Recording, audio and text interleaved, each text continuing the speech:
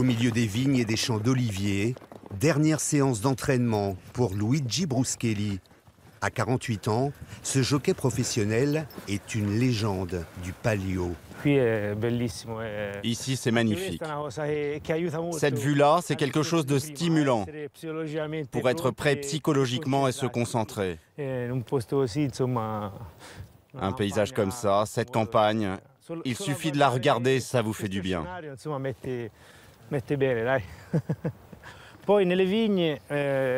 Entre les vignes, il y a des montées, des descentes et des virages assez serrés. Donc on arrive à peu près à refaire les mêmes courbes et les mêmes trajectoires que celles qu'il y a au palio. Le palio, c'est cette course mythique qui se déroule dans la ville historique de Sienne, en Toscane. Luigi l'a remporté 13 fois en 26 ans de carrière. 2 fois par an, en juillet et en août, la place de Sienne se transforme en champ de course. 10 cavaliers s'affrontent. Chacun représente un quartier de la ville. Les jockeys montent à cru, sans selle, pour 3 tours de piste, au grand galop, avec 4 virages à angle droit. Les chutes sont fréquentes. C'est l'une des courses de chevaux les plus spectaculaires au monde.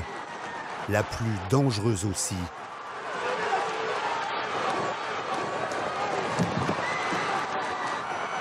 Un cheval sans cavalier peut même gagner. La seule règle, c'est qu'il n'y en a pas. Faire tomber l'adversaire et même lui filer des raclées à coups de cravache. Tout est permis. Le tout dans une ambiance électrique. Le vainqueur, Luigi, cette année-là, est comme crucifié sur place par des supporters survoltés. Une course unique au monde, sur fond de rivalités ancestrales entre quartiers.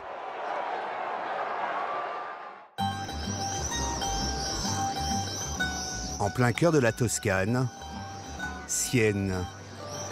55 000 habitants. Un joyau de la Renaissance, longtemps rival de Florence.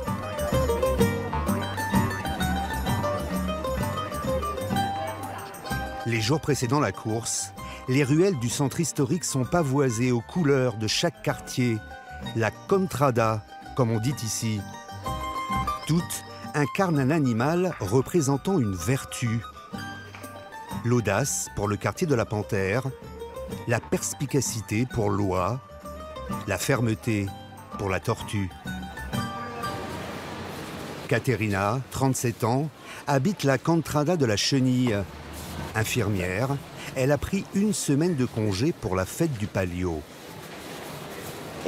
Coucou les enfants. Cette mère de famille se doit d'afficher ses couleurs à sa fenêtre. Son amour pour son quartier frise le fanatisme. C'est fait. Quand je sors le drapeau, c'est le summum du bonheur. Ça veut dire qu'une chenille habite dans cette maison. On est fiers de notre drapeau. C'est le top. Moi, je me sens avant tout chenille, après siennoise et seulement après italienne. Jaune et vert, l'étendard représente l'habileté de la chenille. L'animal fait aussi référence aux tisseurs de soie qui habitaient le quartier au Moyen-Âge. Tu veux mettre le foulard pour sortir? À Sienne, le vrai signe d'appartenance à un quartier, c'est le foulard. Pendant le palio, tout le monde porte le sien. On nous le donne au baptême et on le garde toute la vie. C'est quelque chose que je ne pourrais pas te prêter. C'est à moi. Et que à moi. Il m'accompagnera jusqu'à la mort. On garde notre foulard, même au paradis.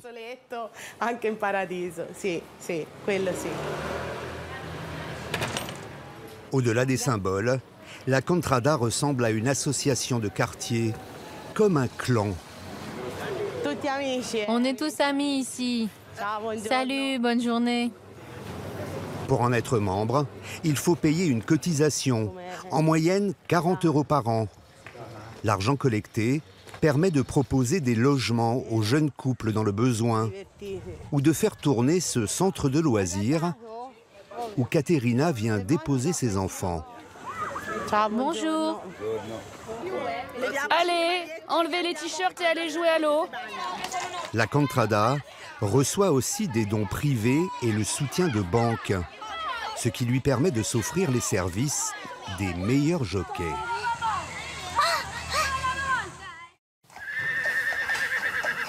Luigi, le champion du Palio, a gagné 2 fois pour le quartier de la Chenille. Jockey professionnel, il est aussi éleveur de chevaux. Lui, c'est encore un jeune. Il adore jouer, mais il se débrouille bien. Il a déjà couru 2 petites courses. Il en a gagné une et a terminé 2e à l'autre. Mais c'est encore un bébé.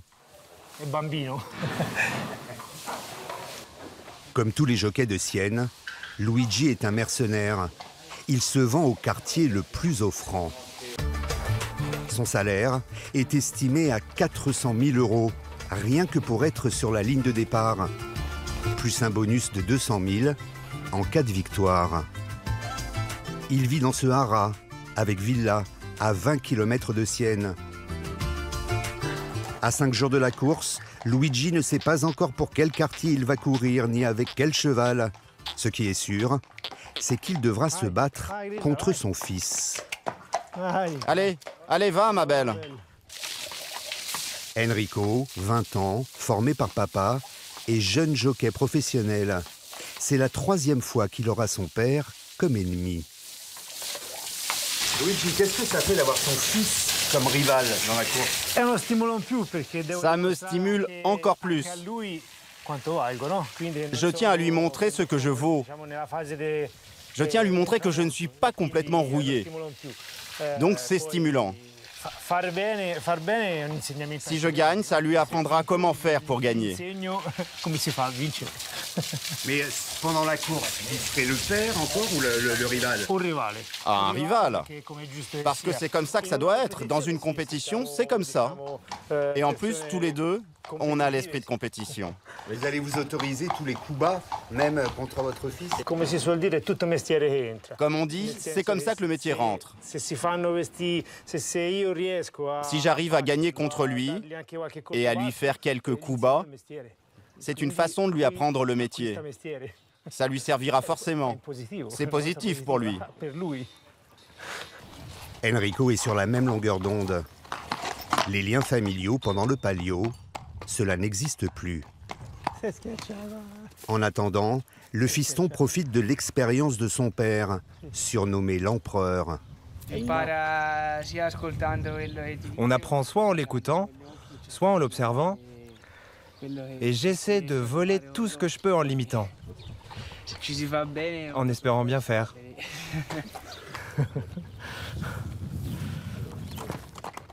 Enrico est tombé l'an dernier. Pendant la course, les moments critiques sont les virages à angle droit. C'est ce qu'il doit encore travailler avec papa. Enrico, il a été bon dans le virage? Enrico dans le virage, là? Non, c'est encore moi le meilleur. Moyen. Pas de chute cette année? Non, non, non, on est bien entraînés.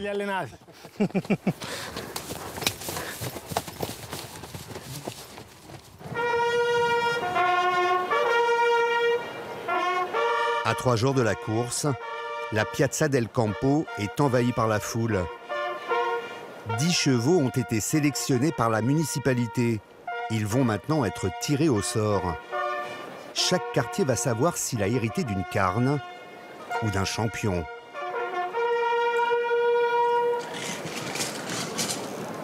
Le rituel est le même depuis le XVIIe siècle. Un enfant déguisé en page est chargé d'avoir la main innocente. 8. Le cheval numéro 8 est attribué au quartier du Porc-Épic. Porc-Épic. Il y a les quartiers qui s'en sortent bien, Coquille. comme celui-là, qui vient d'hériter d'une championne. Cette jeune jument a déjà gagné le Palio. Et il y a les moins chanceux. Les jaunes et verts ont tiré le mauvais numéro. Reynard King, un tocard de 6 ans, il n'a jamais foulé la terre de Sienne. Pour les chenilles, c'est la soupe à la grimace. Seul espoir, dégoter un bon cavalier. Pronto? Allô? Ouais, je suis en train d'arriver. Tu es déjà là? C'est cet homme, Luca Turchi, fiscaliste de profession et capitaine de l'équipe, qui va mener les tractations. Luca, ça va être quoi votre stratégie maintenant? Voilà. Eh bien, Voilà, c'est un moment nous sommes très tendus. Maintenant, j'ai besoin d'un petit moment de tranquillité. Luca a 2 heures pour trouver son jockey.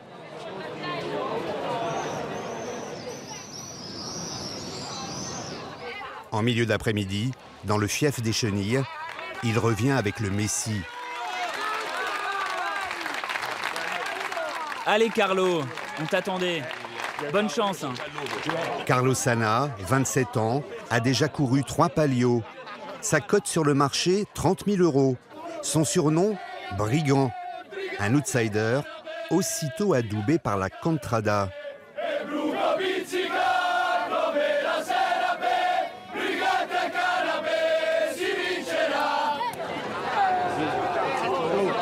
Luca, vous êtes content d'avoir récupéré un bon jockey?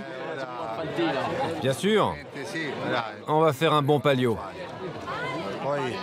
Bon, il faut aussi avoir du cul, comme on dit. Et puis, ça dépend aussi de ce qui se passe en coulisses. Les coulisses, ce sont les petits arrangements entre quartiers. Car au-delà du folklore, le Palio est un jeu d'alliance et de stratégie digne de Koh-Lanta, où parfois il vaut mieux faire perdre l'adversaire que gagner. Un milieu opaque qu'a accepté de nous raconter Salvatore Ladou, ancienne gloire des années 80-90. Il a remporté 8 Palios. Le Palio est régi par l'argent. Il y a des contradas qui donnent des consignes pour corrompre le jockey d'un autre quartier. Ça c'est vrai, ça existe, oui, ça arrive. Et puis après, il y a aussi les petits malins, plus rusés. Des jockeys qui retournent leur veste et ne respectent pas les consignes de leur quartier. Mais ça, c'est le Palio. Veillée d'armes à Sienne. Partout dans la ville, au même moment, chaque quartier fait la fête.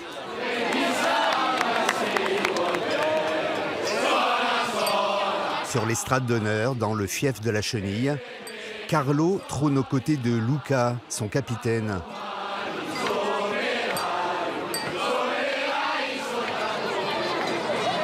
Ambiance moins officielle dans le quartier de la Girafe, qui a débauché Enrico, le fils de Luigi.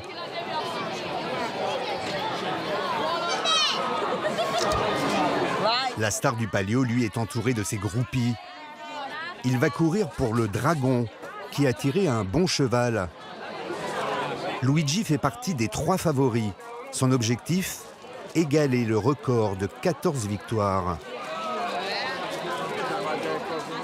Une fois choisis, les cavaliers appartiennent à leur quartier, escortés 24 heures sur 24 par des gardes du corps. Gigi, vous n'avez pas l'impression d'être trop libre de vos mouvements, quoi? Comment je pourrais faire autrement? En fait, c'est vrai, je suis un peu surveillé.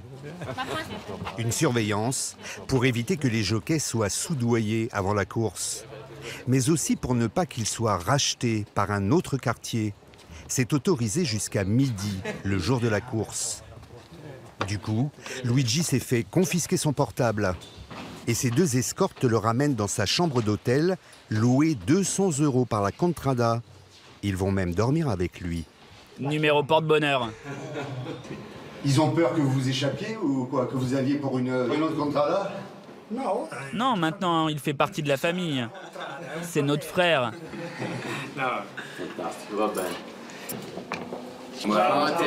Bonne nuit. Dorénavant, Luigi n'a plus le droit de nous parler. Le jour J arrive enfin.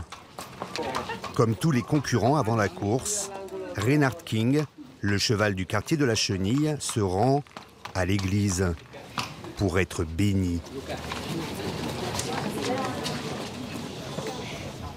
Les supporters assistent à la cérémonie depuis la rue. Padre nostro, che sei nei cieli, ma liberaci dal male. Amen. La bénédiction s'achève par l'injonction traditionnelle du prêtre au cheval. Va et reviens vainqueur. E torna vincitore.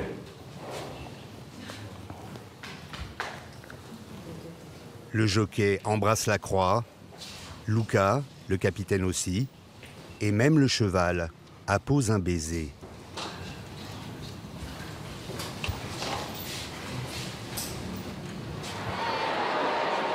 À 1 heure du départ, la fièvre monte sur la Piazza del Campo. Plus de 35 000 personnes assistent au spectacle, debout au centre de la place, là où c'est gratuit. Pour les autres, les billets se vendent à prix d'or, entre 200 et 500 € pour un siège en tribune, jusqu'à 1 000 € par personne pour un balcon dans un des palazzos qui dominent la piste. Les moins chanceux suivent la course depuis les terrasses des cafés, devant un écran de télé. Comme Barbara, Alessandra et leurs copines, des supportrices du quartier de la Chenille, rongées par l'angoisse, alors que la course n'a même pas commencé.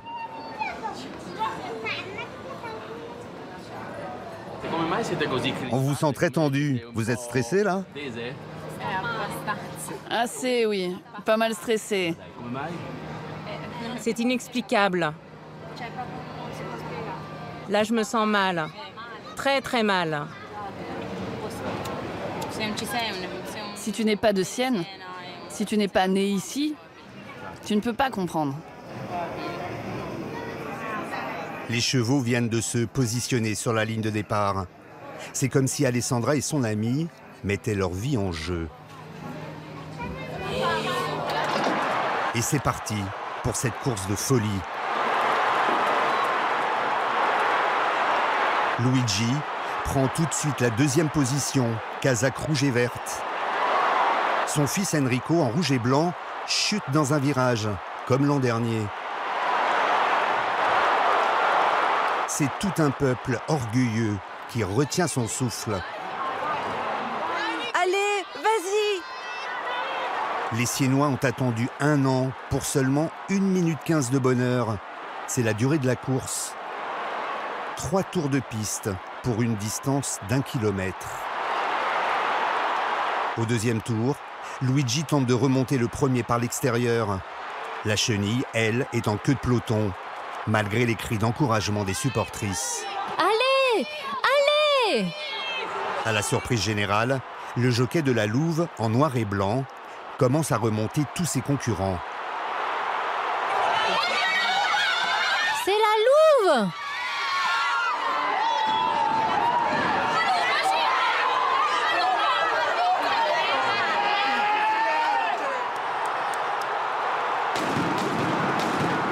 C'est la Louve qui a gagné! Oh mon Dieu, pas la Louve! Victoire du quartier de la Louve. Luigi se classe finalement 3e. Alessandra est effondrée. La Chenille termine 7e sur 10. Le déshonneur pour tout un quartier.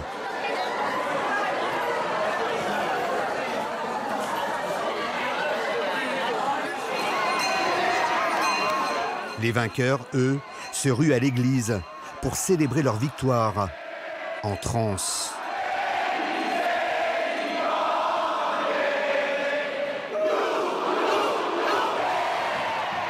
Ce quartier n'avait pas remporté la course depuis 27 ans.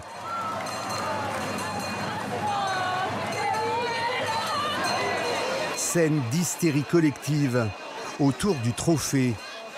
Le palio, cet étendard rectangulaire en soie peinte. Il est à nous! À nous! Une étole que tout le monde veut toucher, telle une relique du Christ.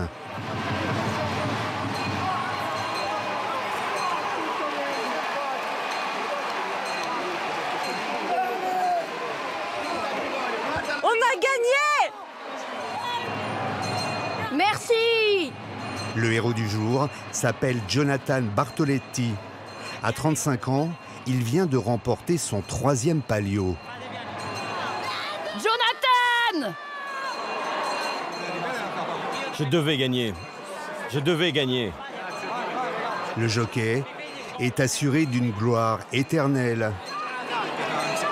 Il a aussi reçu de la Contrada un joli chèque, dont le montant n'a pas été dévoilé.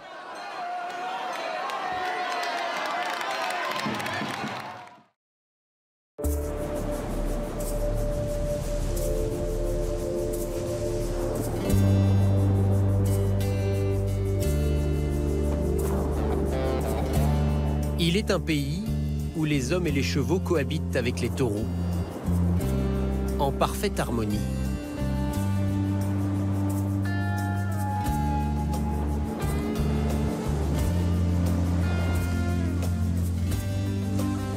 La Camargue compte environ 12 000 têtes, soit près d'un taureau pour 10 habitants. Élevé en semi-liberté, il s'invite jusqu'au cœur des villes. Partenaire de jeu idéal pour les hommes les plus courageux, qui affrontent le taureau dans les arènes, sans aucune mise à mort. Ce sont les courses camarguaises.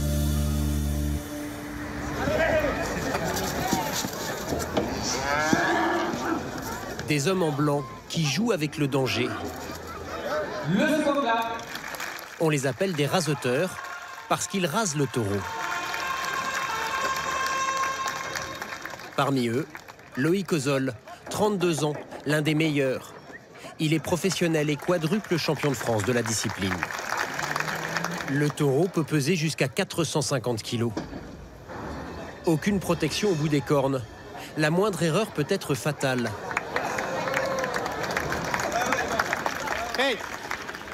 À l'aide d'un petit crochet, Loïc va tenter d'attraper les bouts de tissu et de ficelle fixés sur les cornes de l'animal.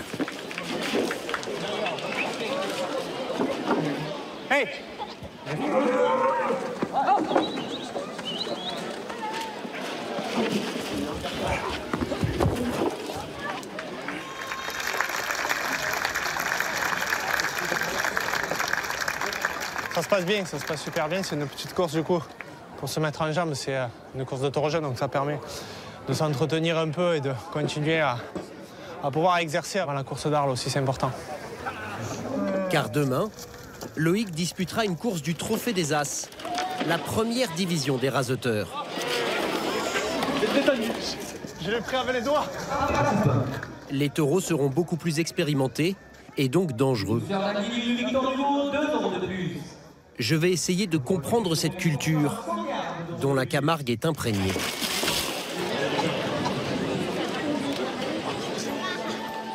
C'est pareil qu'une fille, hein. Faut pas se manquer. Pour cela, je vais moi-même descendre dans l'arène.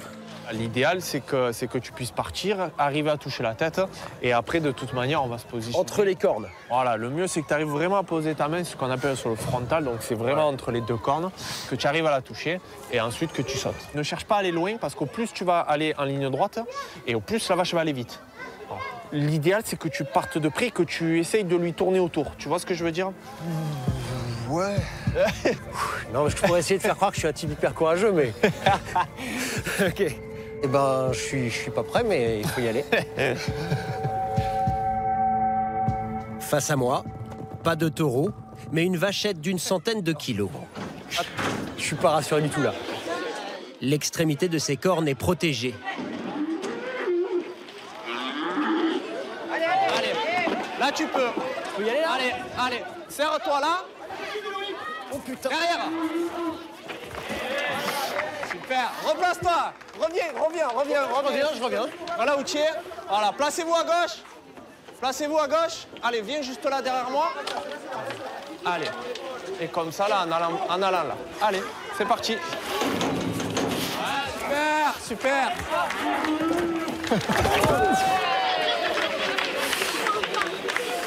Parfait. Super, super. Encore un essai? Ouais. Allez, reviens. Là, j'ai failli me fracasser la tête. Là. Revenez. C'est beaucoup plus difficile que ce que j'imaginais. Vivacité, rapidité, précision. Je manque cruellement de technique.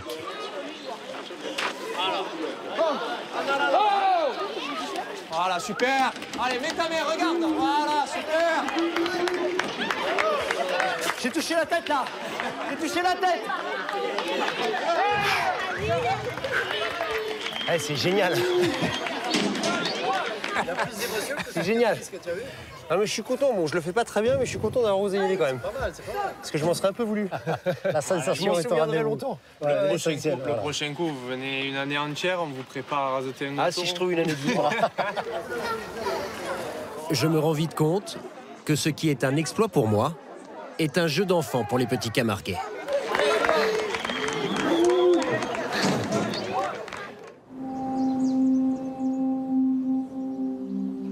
C'est le jour J. Dans quelques heures, les meilleurs raseteurs vont s'affronter dans les arènes d'Arles. Mais avant, il faut sélectionner les taureaux. Ça, c'est votre véhicule de travail, en fait. Oui. C'est-à-dire que vous êtes tous les jours... On ne peut pas approcher les taureaux à pied. Les taureaux s'approchent à cheval, se séparent à cheval, et c'est à cheval qu'on les conduit dans l'enclos de tri, dans le toril, et puis après dans le camion pour les amener aux arènes. Pierre Cuillier est manadier. C'est Topaz, celui-là. Propriétaire d'une manade, un troupeau de taureaux camarguais. Un patrimoine qui se transmet de génération en génération. Valentine, 11 ans, la nièce de Pierre, compte bien perpétuer cette tradition. La manade, je serai toujours là, voilà. Après, j'aimerais bien aussi avoir mon métier à côté, mais garder la manade avec mes cousins, mes oncles, mes tantes, et tout le monde. Si on vous enlève les chevaux et les taureaux, qu'est-ce qui se passe demain? Je pleure. Allez, c'est parti. La famille Cuillier ne vit pas de sa manade. Pierre, ses deux frères et sa sœur ont tous un métier à côté. Pierre, par exemple, est cadre dans une grande entreprise de nettoyage. Mais ils ont toujours voulu conserver leurs 70 taureaux, uniquement destinés aux courses camarguaises. Qu'est-ce qu'on va chercher dans la sélection chez les animaux? C'est les plus combatifs possibles, hein, les plus féroces, ceux qui auront le mental le plus approprié. Les guerriers. Pour affronter l'homme pendant longtemps. Parce que la carrière d'un taureau, elle démarre à 4 ans et elle s'arrête pour les meilleurs à 14 ou 15 ans.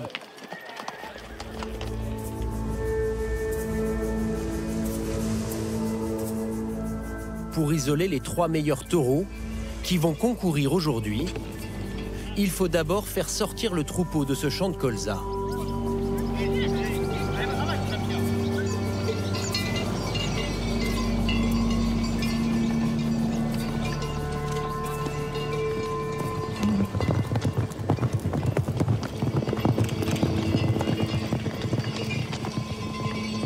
Une fois les bovins regroupés, Vincent, le frère de Pierre, se charge du tri, seul face au troupeau.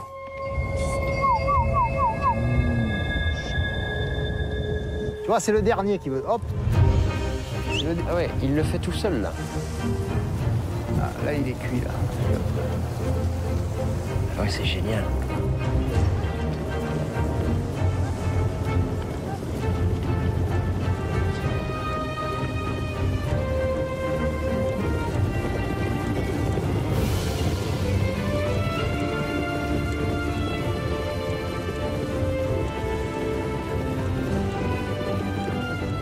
Il va répéter 3 fois l'exercice. Les taureaux sélectionnés sont ensuite guidés jusque dans le camion.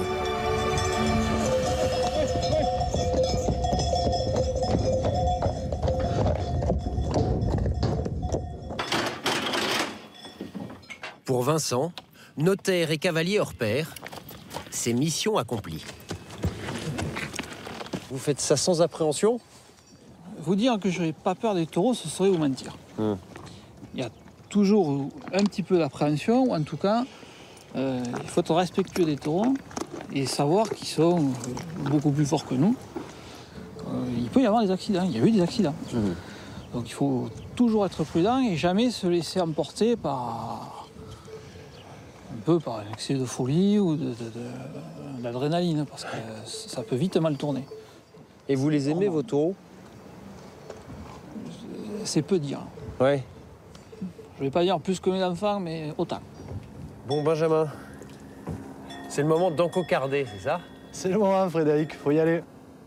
Encocarder, c'est installer sur les cornes les éléments qui seront arrachés par le raseteur. C'est Benjamin, le troisième frère, qui s'en charge. Vous allez voir, ils sont pas très dociles quand même. Et là, il peut venir nous chercher avec sa corne, là? Ça peut arriver, ouais. Donc ça, c'est la cocarde. Trois attributs sont fixés sur le taureau. Le premier est un bout de tissu rouge, solidement ficelé sur le front de l'animal. La cocarde. Donc la beauté du spectacle dépend un petit peu du travail que vous êtes en train de faire, là? Oui, parce que si c'est mal encocardé, que ça dure pas assez longtemps, si au lieu de rester un quart d'heure en piste, il reste 5 minutes, forcément, le spectateur est lésé. Ouais. Et là, le spectateur se dirait, Benjamin n'a pas assuré, quoi. Voilà. Ensuite, 2 pompons blancs, appelés glands, et des tours de ficelle sur les cornes.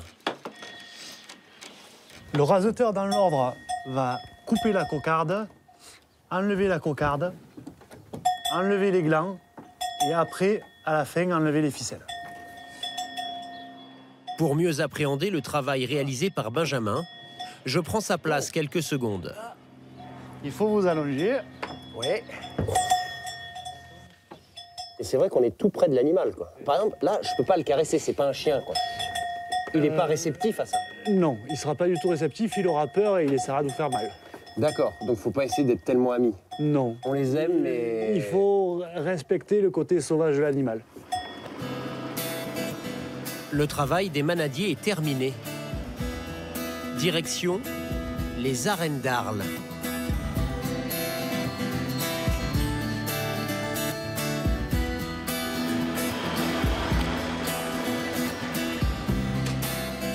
Dans les sous-sols, nous retrouvons Loïc, le quadruple champion de France. Une quinzaine de raseteurs vont s'affronter aujourd'hui. Oh, Loïc, pour ton malheur. Oh, les meilleurs de la discipline. Certains portent les stigmates des coups de corne. C'est le cas de Youssef, 23 ans. Moi, j'ai pris un peu des gros de coups de corne, donc voilà, j'ai pas eu de chance. En sautant, j'ai manqué le marchepied, et le taureau m'a pris, m'a traversé la jambe. Après, il m'a ramené avec lui, voilà. C'était en 2013.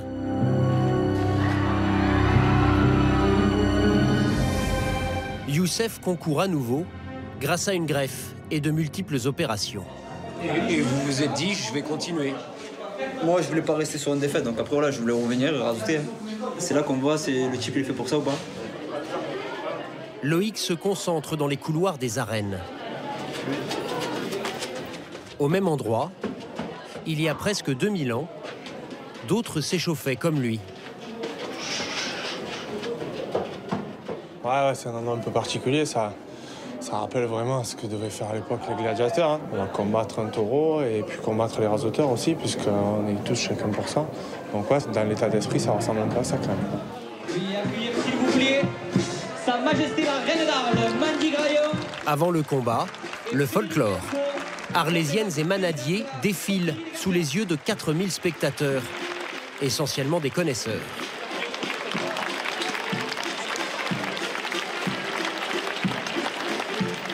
Monsieur les raseteurs, en place pour la capellade, s'il vous plaît.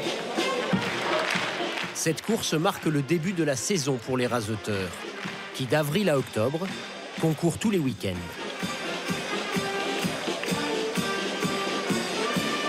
Le premier taureau est lâché. La feria du pain, 2 € de plus. Désormais, c'est chacun pour soi. Attends, les opticiens Arles Fourchon, 2 € de plus. La brasserie de Vauxhall, le rendez-vous des... Chaque cocarde, chaque gland arraché rapporte de l'argent. Pour Loïc et les autres raseteurs, ces courses sont souvent leur unique source de revenus. La cocarde est toujours en place, elle est à 100 €. Un raseteur professionnel peut gagner jusqu'à 50 000 € par saison. 6 mois pendant lesquels chacun d'entre eux va raser entre 6 et 7 000 fois le taureau. 90 € au second gland. Loïc arrache rapidement un gland. Le second gland à 90 € pour le raseteur Louis Cozol. Mais quelques minutes plus tard,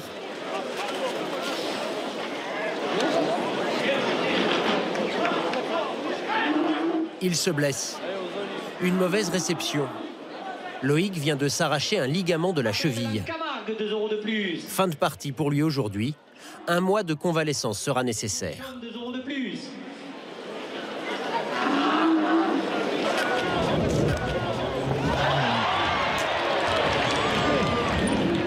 Le danger est dans l'arène, mais pas seulement. Le taureau saute régulièrement les barrières pour arriver en contre-piste. C'est là que beaucoup d'accidents se produisent. 2 € de plus.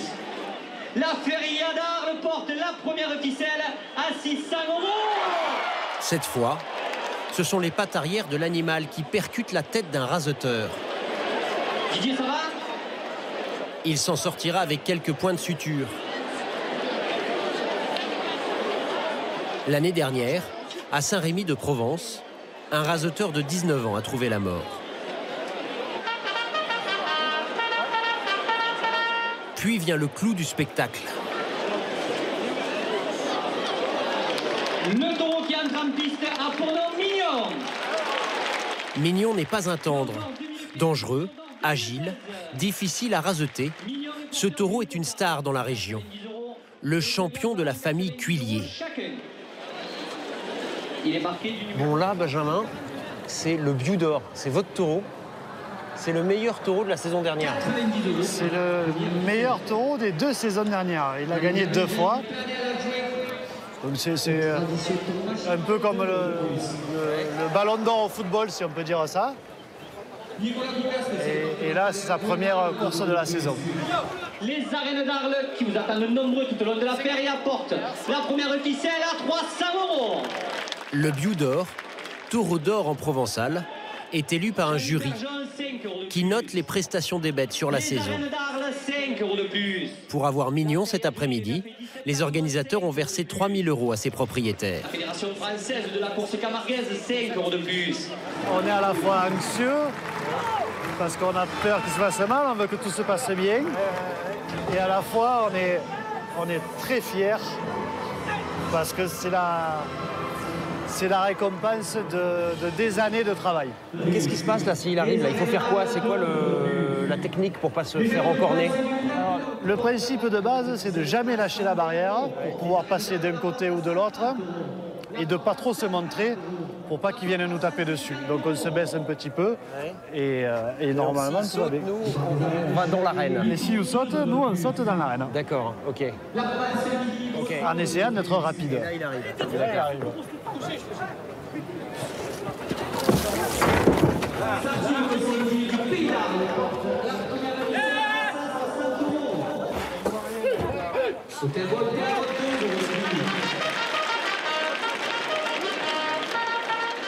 Fin de round pour Mignon.